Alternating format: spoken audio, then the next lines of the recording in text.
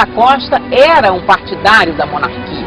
Hipólito da Costa via com muita simpatia o governo, o reinado de Dom João.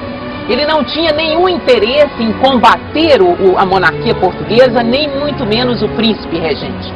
Suas críticas, das quais nunca desistiu, era contra os governantes, contra os maus governantes, contra os maus zeladores do tesouro público. Uma outra acusação infundada é de que Hipólito seria um partidário da Inglaterra. Ora, Hipólito da Costa foi o maior crítico, o crítico mais veemente do Tratado de 1810. E esse tratado atendia interesses fundamentais da coroa inglesa. E, no entanto, Hipólito não passou um número do seu jornal sem mostrar a imoralidade desse tratado. Hipólito da Costa trabalhou pela independência do Brasil. Ele, como José Bonifácio, como tantos outros brasileiros, queriam sim que o Brasil e Portugal se mantivessem unidos, só que o Brasil hegemônico, o Brasil dominando esse grande império português. E claro, os portugueses não podiam concordar com isso. Hipólito da Costa atuou em defesa dos interesses do Brasil já em pleno processo da independência, em 1822, lá em Londres, contratando mercenários, intermediando negociações para aparelhar a marinha brasileira que iria mais tarde fazer as guerras da independência no norte brasileiro. Então ele, de alguma forma, já foi aí uma espécie de cônsul honorário do Brasil, posição para a qual foi oficialmente convidado depois por Dom Pedro I e por José Bonifácio, mas que não pôde assumir porque faleceu. Então, é por isso que a gente pensa em Hipólito da Costa nesse cenário do Itamaraty, porque de alguma forma Hipólito da Costa é também um antepassado dos diplomatas brasileiros nesse lado de defesa dos nossos interesses, de defesa de atuação junto a outra nação no que era brasileiro, no que era importante para a causa do Brasil.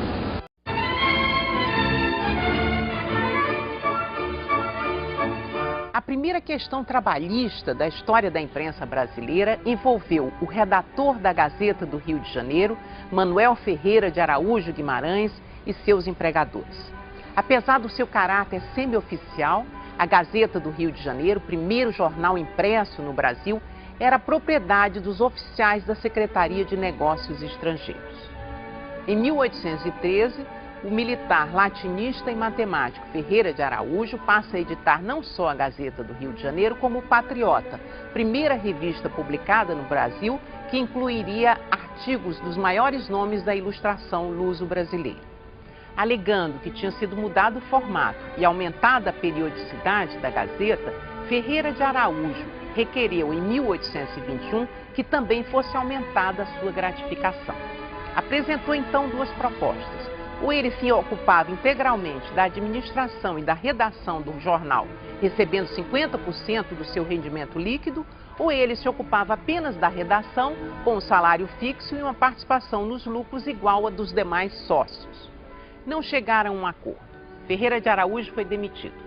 Publicou então no Diário do Rio de Janeiro carta em que acusava os seus ex-empregadores de quebra de contrato. Dizia que pelo contrato de 1813, nem ele podia interromper a publicação da Gazeta do Rio de Janeiro, nem seus patrões procurar outro redator sem lhe dar aviso prévio de 3 meses. Os oficiais da Secretaria de Negócios Estrangeiros foram ao príncipe regente pedir direito de resposta. Alegavam que nunca tinham visto a minuta do tal contrato e que fora Ferreira de Araújo que faltara ao cumprimento dos seus acordos. Na resposta que foi publicada, eles acusavam o jornalista de injúria grave e atroz e diziam que o agressor era merecedor de uma pública correção. Mas se contentavam com a publicação daquela nota e prometiam orar pela salvação de sua alma. No mês seguinte, Ferreira de Araújo começaria a publicar o Espelho, folha subsidiada pelo governo, na qual o futuro imperador Dom Pedro I estrearia como jornalista.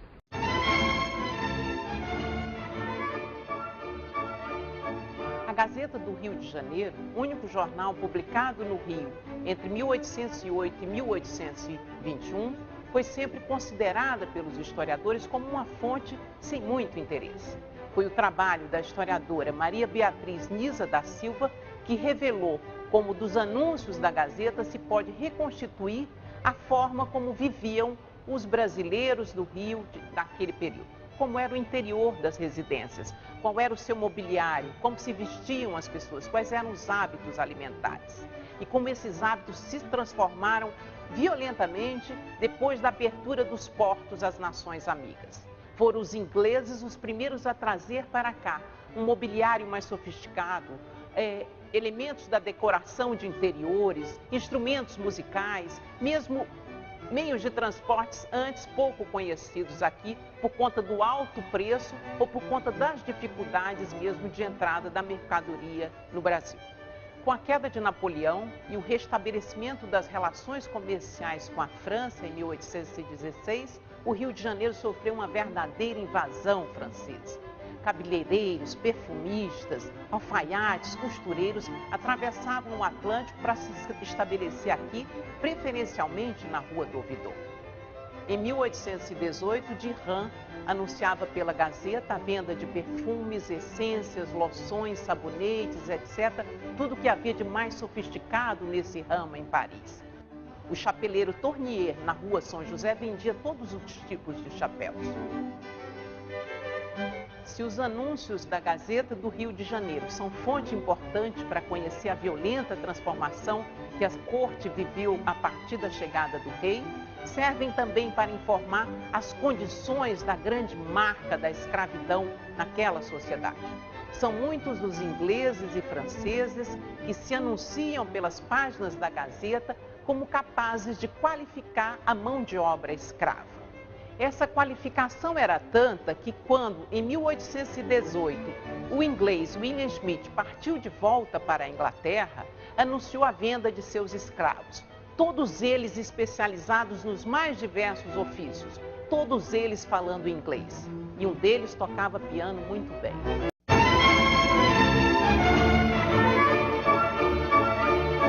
A chegada de Dom João aqui a Salvador, na Bahia, em 1808, marcou o início de uma nova era para o Brasil.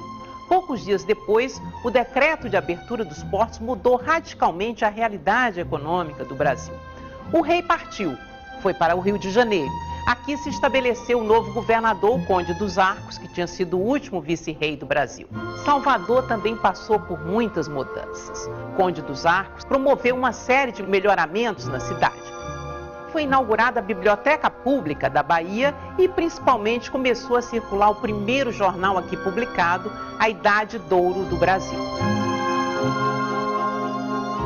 Para se ter uma ideia do caráter desse jornal, basta que se diga que o Conde dos Arcos definiu os critérios pelos quais as matérias seriam inseridas nele. Então deveriam ser publicados todos os decretos, nomeações, aniversários régios. Mas as notícias, as informações deveriam ser vazadas num estilo singelo, sem que entre elas e o leitor se interpusesse qualquer tipo de opinião ou reflexão crítica do redator. Foi assim que durante todo o reinado de Dom João VI no Brasil circulou a Idade d'Ouro. No entanto, durante as guerras da independência, o jornal teria que abdicar dessa neutralidade e passaria a apoiar o general Madeira e as forças portuguesas que se contrapuseram à independência do Brasil e ao predomínio do imperador Dom Pedro I.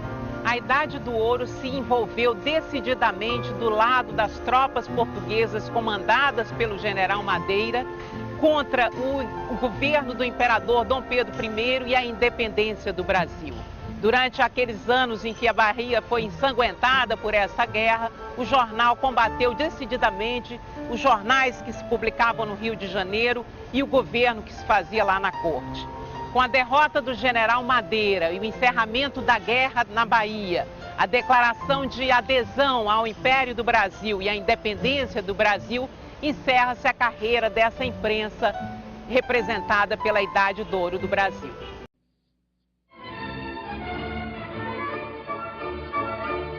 Antônio Cândido denominou de ciclo de preito ao rei aquele período de verdadeiro encantamento que os literatos brasileiros viveram durante o reinado de Dom João VI. A mudança da vida no Rio de Janeiro para melhor, muito melhor, depois da chegada da corte, influiu para que esse sentimento de afeto e de gratidão pelo rei se manifestasse através dos livros, das dedicatórias e dos artigos de jornal. Os efeitos liberalizantes da Revolução Constitucionalista do Porto, ocorrida em agosto de 1820 em Portugal, só chegaram ao Brasil em fevereiro de 1821. Foi a partir de março que começaram a circular os primeiros jornais independentes. O Conciliador do Reino Unido, o Bem da Ordem, o Amigo do Rei e da Nação. Já pelos títulos, esses jornais anunciavam o espírito que os orientava. Era o espírito da conciliação, da manutenção da união com Portugal e da amizade pelo rei. Seus redatores eram também pessoas vinculadas à coroa. Os últimos dias de Dom João VI no Brasil tiveram um desfecho trágico. A sucessão de agitações que marcaram os primeiros meses de 1821 culminaria com o atentado contra a Assembleia de Eleitores reunida aqui, na Praça do Comércio, recém-inaugurada. Entre a noite de 21 e a madrugada de 22 de abril, aquela Assembleia, convertida em revolucionária, mandaram uma série de exigências a Dom João VI. Às 5 horas da manhã, as tropas cercaram o prédio e invadiram. Muitos foram os feridos e alguns mortos. Um ano depois, o jornalista João Soares Lisboa relembraria no Correio do Rio de Janeiro aquele episódio trágico, dizendo que ele mergulhara na mais profunda tristeza e melancolia os cidadãos do Rio de Janeiro. E assim, conclui o jornalista, se passaram os dias que foram de 22 até a partida do rei. A 26 de abril de 1821, Dom João VI, cheio de medo e saudade, embarcava, deixando as terras agora conturbadas do Brasil em direção a um Portugal igualmente revolucionário.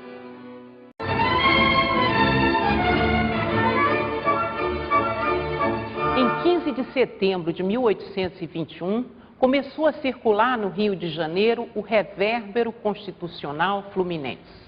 Redigido por Joaquim Gonçalves Ledo e pelo padre Januário da Cunha Barbosa, pregador da Capela Real, o Revérbero foi o primeiro jornal sinceramente liberal e constitucionalista publicado no Brasil. Ledo e Januário eram republicanos, mas aderiram ao projeto de monarquia constitucional depois da Revolução Constitucionalista do Porto, acontecida em agosto de 1820. No entanto, foi o Revérbero que demonstrou que na política da Assembleia Constituinte reunida em Lisboa estava implícita a intenção de recolonizar o Brasil. Rival de José Bonifácio, competindo com ele junto a Dom Pedro, Joaquim Gonçalves Ledo atrairia todo o ódio do velho Andrada. O republicanismo adaptado em monarquismo constitucional de Ledo e Januário ia contra as convicções de José Bonifácio. Em novembro de 1822 foi instaurada a devassa que passou para a história com o nome de Bonifácio. Joaquim Gonçalves Ledo e Januário da Cunha Barbosa foram acusados de conspirar para implantar no Brasil uma república. Januário foi preso e deportado para a França. Joaquim Gonçalves Ledo fugiu para a Argentina, escapando de destino talvez pior. O Revérbero durou 13 meses, circulando até outubro de 1822. Através das páginas de seu jornal e de sua ação efetiva na cena política, Joaquim Gonçalves Ledo se tornaria o autor dos textos que mais influência teriam no movimento da independência brasileira. Os números do Revérbero do final de 1821 aos primeiros meses de 1822 contribuiriam para o clima de agitação do Rio de Janeiro na campanha do Fico e foram decisivos para que Dom Pedro convocasse eleições para a Assembleia Constituinte Brasileira de 1823. Os dois voltariam à cena pública em 1824, reabilitados pelo imperador, mas já num contexto de repressão onde não havia mais lugar para os ideais do Revérbero.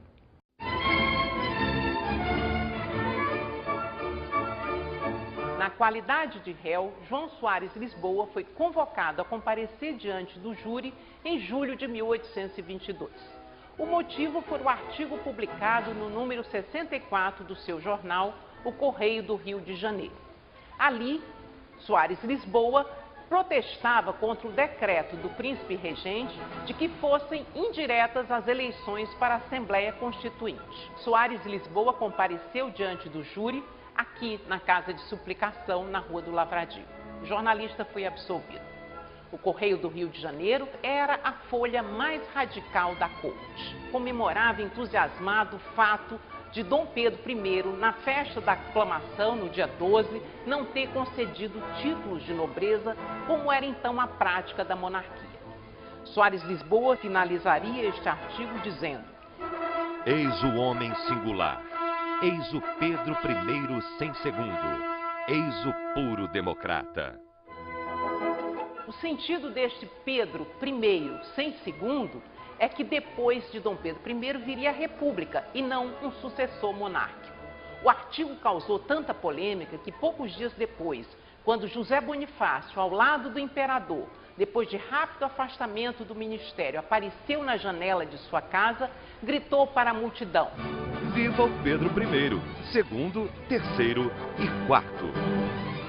Em novembro de 1822, quando José Bonifácio promoveu a devassa contra o grupo de Gonçalves Ledo, João Soares Lisboa foi um dos processados.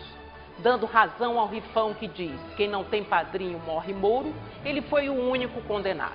Depois de breve exílio em Buenos Aires, voltou ao Rio de Janeiro e, em maio de 1823, voltou a publicar o Correio do Rio de Janeiro diretamente da cadeia onde se encontrava.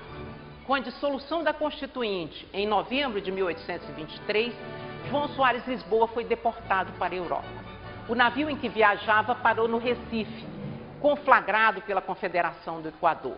João Soares Lisboa aderiu e morreu em combate. O elogio fúnebre foi feito por seu companheiro de lutas e ideais, Frei Caneca. A Confederação do Equador não teve partidário mais leal que João Soares Lisboa. Bateu-se pela independência, morreu pela liberdade.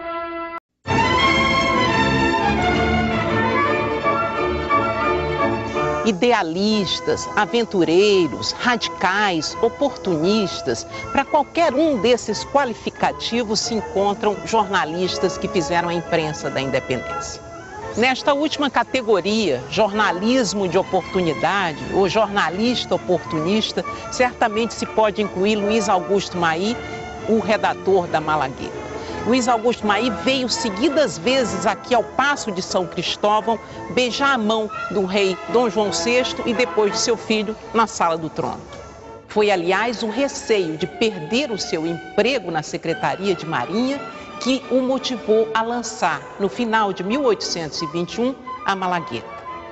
Luiz Augusto Maí foi vítima de 2 atentados por conta do que publicava na Malagueta. O primeiro aconteceu em junho de 1823 e o jornalista foi atacado na sua casa, na estrada de São Cristóvão, número 75. Perpetraram em minha pessoa o massacre que constou de grande primeiro golpe de espada, de mais 5 golpes ou cutiladas na cabeça, que me deram enquanto as luzes não se apagaram, além de 10 ou 12 contusões violentas no pescoço e no corpo.